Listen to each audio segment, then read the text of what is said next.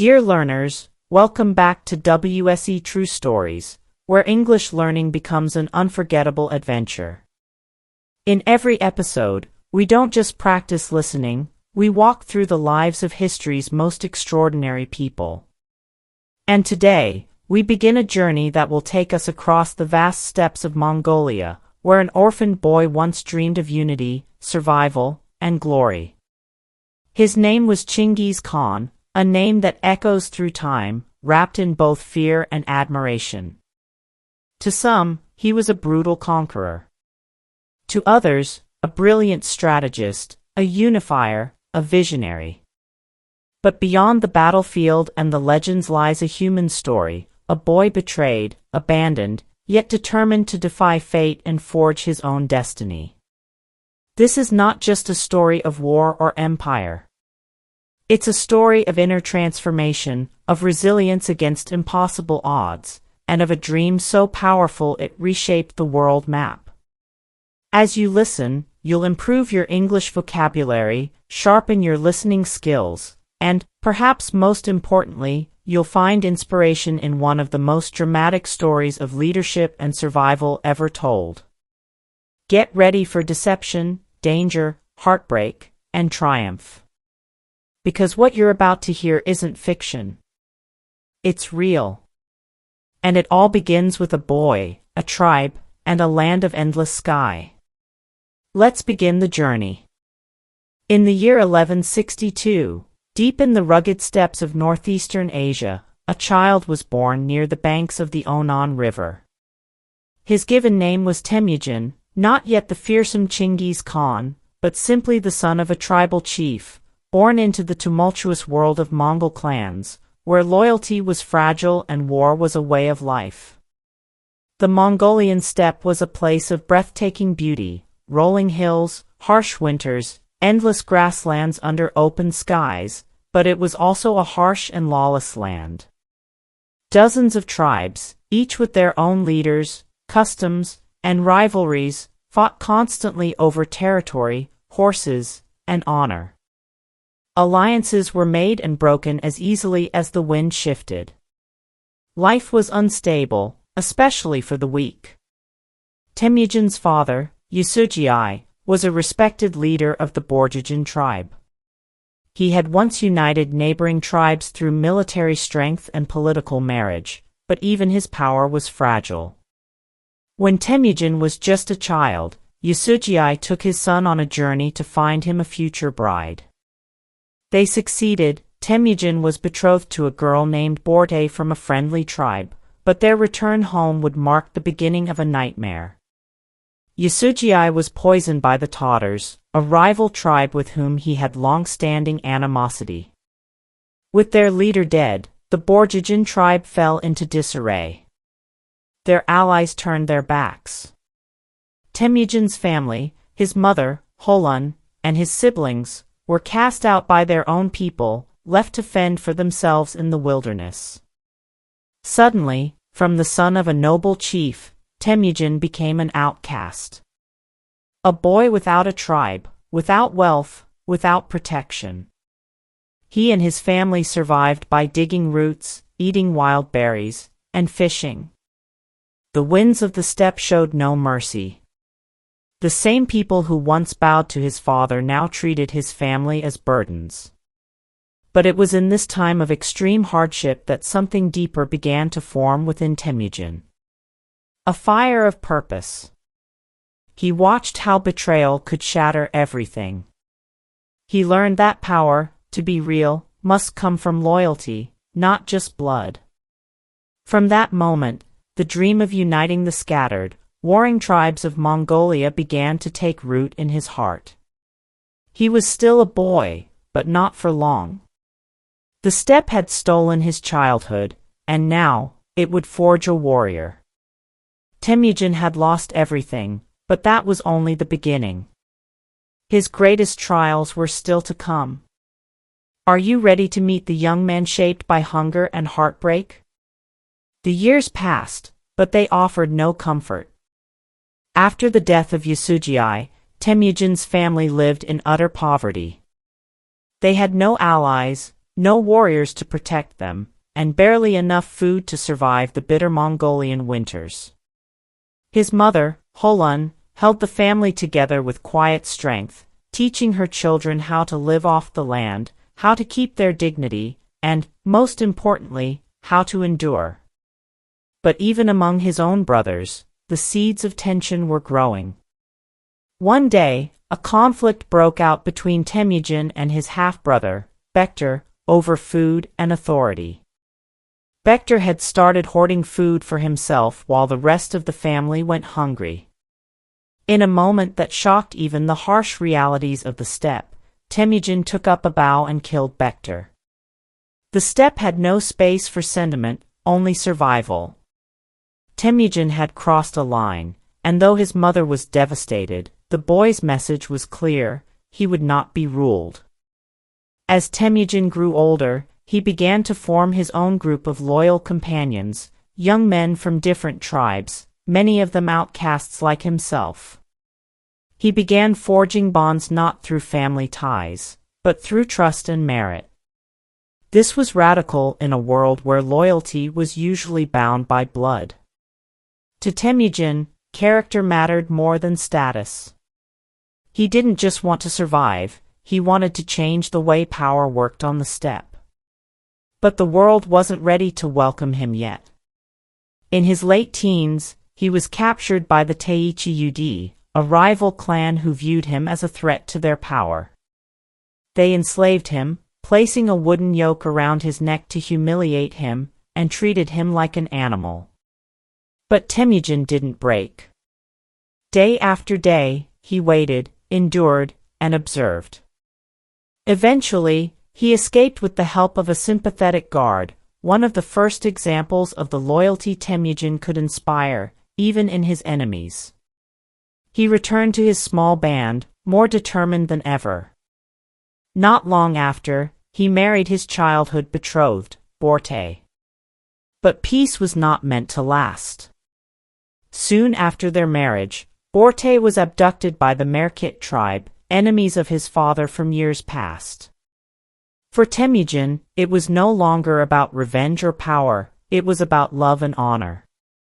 This moment would shape his future forever. He turned to a former blood brother, Jamukha, and a powerful ally, Togrul Khan, his father's old friend, for help. With their support, Temujin launched a rescue mission and successfully reclaimed Borte. It was the first time he commanded a force of warriors, and it lit a fire in him. The dream of uniting the Mongols began to feel real. But even as his power grew, old friendships would soon turn into bitter rivalries. For now, he had tasted leadership and proven himself a man not to be ignored. But in a land where betrayal was the currency of survival, Temujin would soon face the deepest kind of betrayal, from the man he once called brother. Temujin had reclaimed his wife and built the early seeds of a following, but what lay ahead was far greater than revenge or reputation. He now had a vision that burned brighter than personal victory, to unite the warring Mongol tribes into one powerful nation. A land without endless betrayal, without fractured loyalties. It was a dream others scoffed at. But for Temujin, it became a mission of survival and salvation. His first real test came from within. Temujin's former blood brother, Jamukha, had once fought beside him to rescue Borte. They had been like brothers. But both men were ambitious, and both wanted to lead. In Mongol society, it was accepted that only one could stand at the top. At first, they tried to coexist. Jamukha represented the aristocratic nobles, the elite families of the Mongol world. Temujin, on the other hand, attracted a very different following: commoners, exiles, and loyal friends bound not by birth but by belief. Temujin began to implement new ideas that shook the traditional Mongol order. He appointed leaders based on merit, not family name. He shared spoils with his warriors and gave the poor a place at his table. Among the tribes, Word spread quickly. This young leader did things differently. He was fair. He was fierce. And he rewarded loyalty above all. This challenged the very foundations of Mongol tribal society. To some, he was a revolutionary. To others, a threat. The stage was set for conflict. Tensions with Jamukha finally erupted into open war. In 1187, the two armies met in a brutal battle near the Onon River. Temujin's men were brave and disciplined, but Jamukha's army was larger and supported by the powerful nobles. Temujin was defeated. It wasn't just a military loss, it was a personal and ideological blow. After the battle, Jamukha carried out a terrifying punishment. He captured 70 of Temujin's officers and had them executed by boiling their heads. It was a message, a warning, and perhaps a declaration that there would be no reconciliation. But Temujin was not crushed. He withdrew, quietly rebuilt his following, and took the time to reflect. He realized that if he were to succeed, he could not only be a warrior.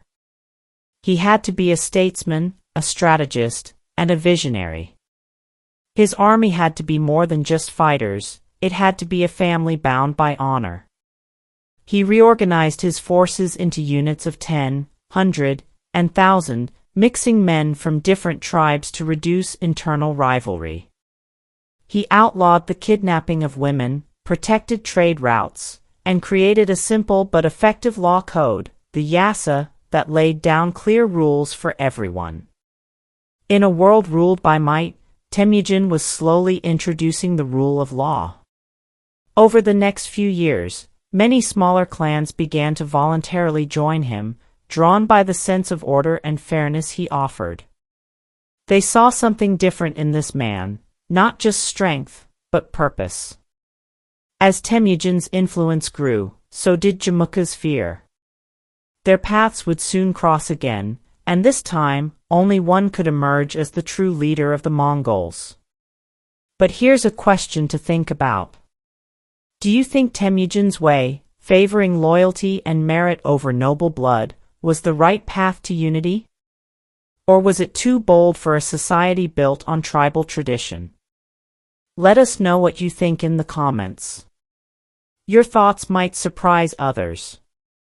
Because now, Temujin would face not just an old friend turned rival, but the decision that would define him as a true leader, or see him crushed once and for all.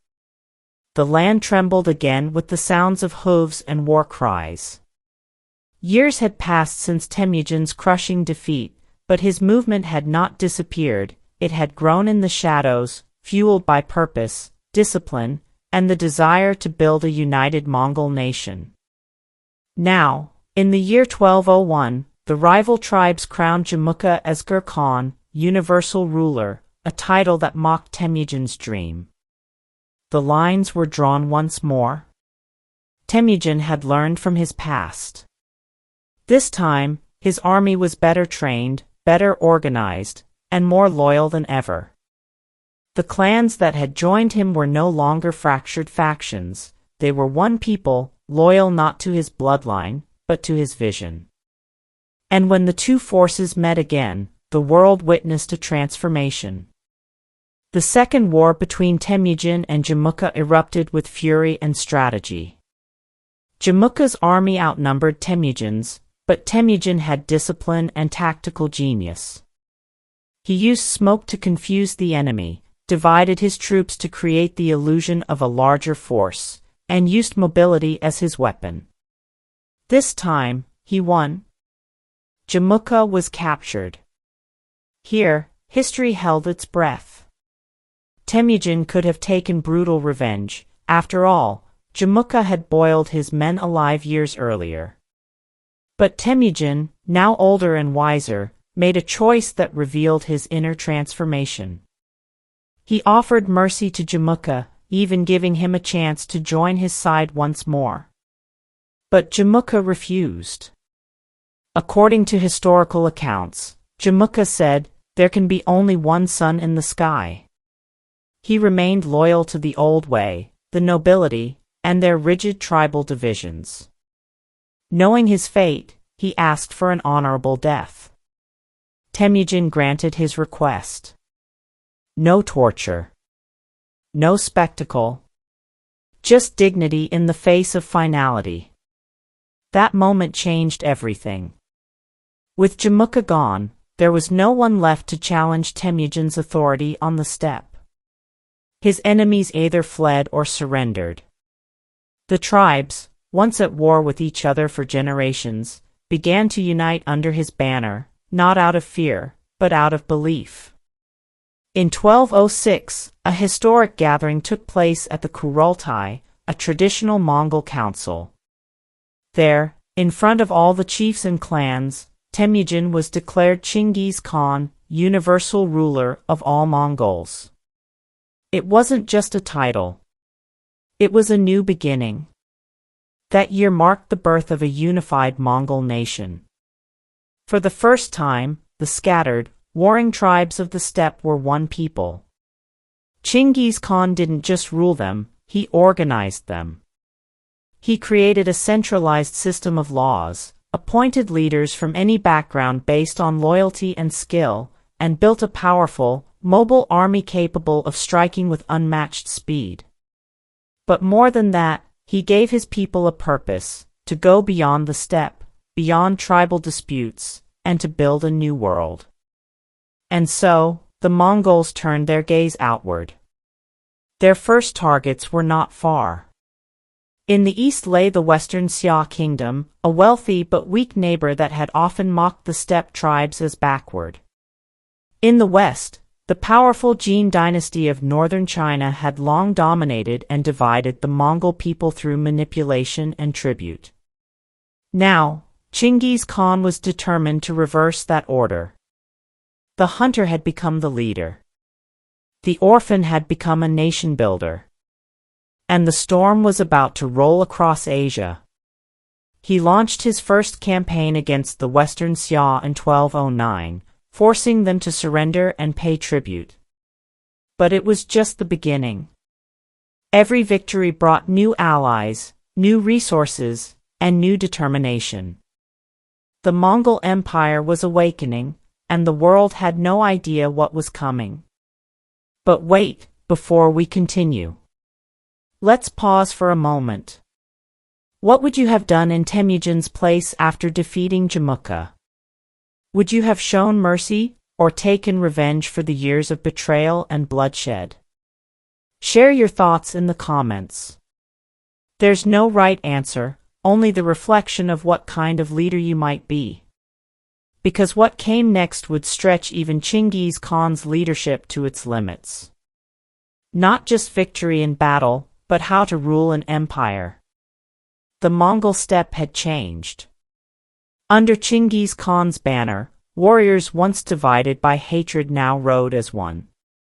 His justice was swift, his laws clear, and his leadership grounded not in nobility but in merit, loyalty, and discipline. But now, as his empire stretched beyond the steppes, the stakes grew higher, and so did the sacrifices required.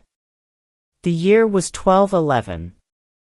The target, the Jin dynasty, a powerful regime that ruled over northern China. Rich, fortified, and arrogant, they had treated the Mongols as pawns for generations. Chinggis Khan remembered how the Jin had once demanded tribute from his people, treating them like wild animals of the plains. Now, it was time to repay the debt. But this would be no ordinary war. The Jin had millions of subjects and heavily fortified cities. Their armies were vast and well-equipped. Attacking them wasn't just bold, it was nearly unthinkable for a people who had no history of siege warfare, no catapults, no cities of their own. Yet Chinggis Khan had a different weapon, his ability to adapt. He studied his enemies, hired Chinese engineers, and learned siege tactics. His army was not only fast, it became flexible. Mongols built catapults, dug tunnels beneath walls, and even cut off water supplies to force surrender. Cities fell, one by one. Panic spread through the Jin territories. But with every conquest, a terrible burden followed. Conquering cities meant dealing with millions of civilians, something Chinggis Khan had never had to face before. The old world of tribal combat was being replaced by something colder, harder, and more brutal. And here came the great moral question: how much violence could be justified in building a new order? Chinggis Khan, for all his law and vision, used fear as a deliberate weapon. Cities that resisted were destroyed completely. Those who surrendered were spared. Word spread fast. Surrender brought safety, defiance brought extinction. To modern eyes, this strategy might seem cruel. But in his time, it was revolutionary psychological warfare, a way to win battles before they even began. Chinggis Khan wasn't just conquering with swords, he was conquering with reputation. Still, the personal toll was immense. He had sent his sons into war. He had left behind the nomadic peace he once cherished. He could no longer ride free across the plains without the burden of ruling an empire. His childhood dream of unity had become reality, but that dream came at a price. His own brother, Khazar, once a trusted companion, began to grow distant. Tensions among his generals arose. Some questioned the scale of expansion. Others doubted whether their identity as Mongols was being lost in the drive for conquest. Chinggis Khan faced a painful truth: he could not remain the humble steppe rider and lead a global empire at the same time. So he made a choice. He would no longer fight just for Mongols. He would fight for order, a world without tribal chaos, without betrayal, where loyalty, law, and ability determined one's fate. He established a code of law, the Yasa, which applied to all, rich and poor, generals and peasants. Theft, betrayal, disobedience, punished. Religious tolerance, protected. Orders from the Khan, absolute. He restructured his army into decimal units, squads of 10, hundreds, thousands, and 10,000s, so that no man owed loyalty to tribe, only to his commander and to the Khan. This wasn't just a military innovation. It was social engineering. He sacrificed tradition for unity. He sacrificed personal freedom for the vision of a world without borders. He sacrificed being a tribal hero to become an imperial ruler. And through it all, he remained a paradox: the barbarian who believed in laws, the conqueror who protected religion, the orphan who forged a family of nations. His campaign against the Jin would rage for over a decade. He would strike at their heart, sack their cities, and break their will. And yet, even as he pushed further into China, his vision kept expanding, beyond Asia, toward the West. He had heard of empires far beyond the desert: the Khwarezmian Empire in Persia, rich with cities, trade, and pride. When one of his caravans was attacked there, the Mongol storm would rise again, this time across the Silk Road, with a fury the Islamic world had never seen. But the coming war would not just be about conquest. It would be about betrayal, revenge, and the sheer force of destiny. The question remains: can anyone truly conquer the world without being conquered by power itself? In the years that followed, the Mongol storm swept westward like a force of nature. Chinggis Khan, now in his mid-50s, led his armies across rivers, mountains, and deserts with an energy that stunned even his closest followers. His next great challenge would not be the sophisticated cities of China, but the proud and ancient Khwarezmian Empire, stretching across what is now Iran, Turkmenistan, and Uzbekistan. At first, Chinggis Khan came in peace. He sent a trade caravan with the olive branch of diplomacy. But the governor of the city of Otrar, paranoid and arrogant, accused the merchants of spying and executed them. When Chinggis sent envoys to protest, one was killed and the others humiliated. To the Khan, this was not just an insult, it was a betrayal of sacred diplomatic law. And for Chinggis Khan, betrayal was unforgivable. So he responded, not with words, but with war. In 1219, he launched a full-scale invasion of Khwarezm. His army, swift, disciplined, and devastating, attacked from multiple directions, splitting into lightning-fast units that confused and overwhelmed the defenders. The Mongols didn't just fight with weapons. They fought with strategy, feigned retreats, psychological warfare, and perfect timing. City after city fell. Bokhara, Samarkand, and Urgench, centers of Islamic learning and trade, were brought to their knees.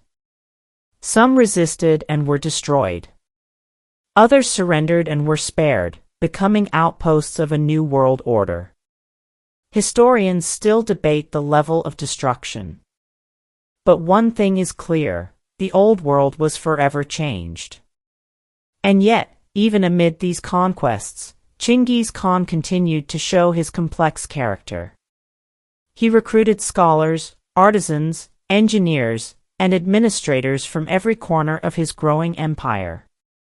He encouraged trade, protected the Silk Road, and respected religious leaders, from Muslims to Buddhists, from Christians to Taoists.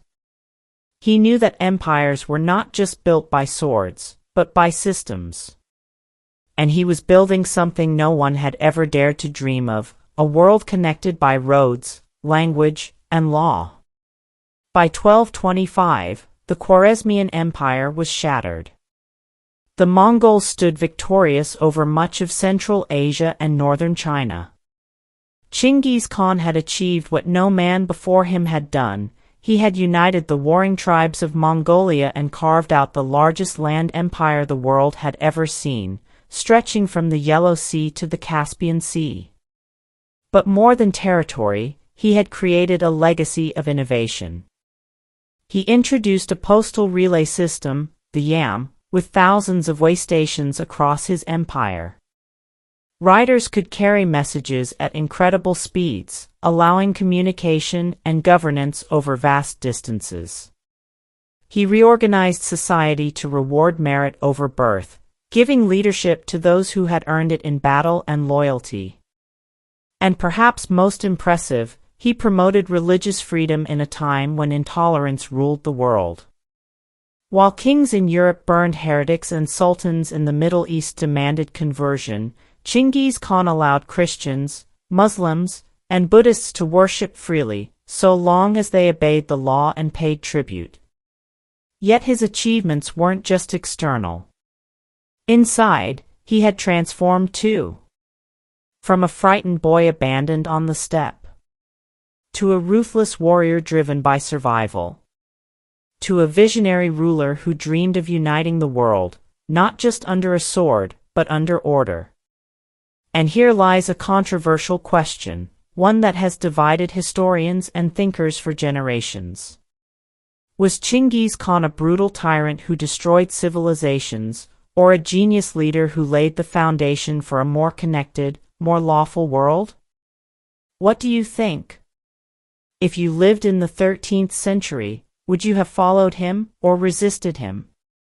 Let us know in the comments. But Chinggis Khan's journey was not yet over. In his final years, as the empire reached the edge of Europe and touched the walls of Baghdad, he faced one last test, not of war, but of succession. What happens when a man becomes greater than his own time? And how does a legend ensure that his legacy does not die with him? As the winds of the steppe whispered through the mountains of western China in 1227, Chinggis Khan, once the orphan Temujin, lay on his deathbed. The exact cause of his death remains a mystery. Some say it was a fall from his horse during a campaign against the Western Xia. Others whisper of illness or assassination. But what's clear is that even in death, the Khan remained a man of secrecy and strategy. He ordered that his death be kept hidden from his troops until the campaign was over. And his burial? Shrouded in legend. According to Mongol tradition, his body was taken to a secret location in Mongolia. The soldiers who escorted his coffin were said to have killed anyone who saw the funeral procession, and afterward, they rode their horses over the burial site to hide all traces. His tomb has never been found. But while the man disappeared into the dust of the steppe, his legacy had already become immortal. Chinggis Khan's death did not mark the end of the Mongol Empire, it marked the beginning of its greatest expansion. His sons and grandsons, especially Kublai Khan, carried forward his vision, extending the empire all the way to Korea, Russia, Persia, and even Europe. But it wasn't just territory they inherited. It was a vision of rule, one rooted in discipline, religious tolerance, communication, and loyalty. The Mongol Empire established one of the safest and most extensive trade networks in human history. The famed Silk Road flourished under their protection. Goods, ideas, and cultures flowed across continents like never before. Chinese inventions such as paper money, printing, and gunpowder reached the West. Meanwhile, Islamic medicine and astronomy made their way east. Even Marco Polo's legendary journey to the court of Kublai Khan would not have been possible without the stability created by Chinggis Khan's system. And yet, his legacy remains complex. In some parts of the world, Chinggis Khan is remembered as a destroyer, a bringer of fire and steel. Cities burned. Populations fell. Blood was shed. But in Mongolia, he is honored as a father of the nation, a symbol of strength, unity, and national pride. His name appears on streets, statues, and even the capital's airport. He turned chaos into order, and tribal war into imperial law. From a poor boy hunted on the plains, to the unifier of tribes, to the builder of an empire that changed the course of world history, Chinggis Khan's life was a journey of raw ambition, painful sacrifice, and profound transformation.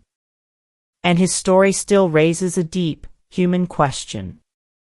What does it mean to lead wisely?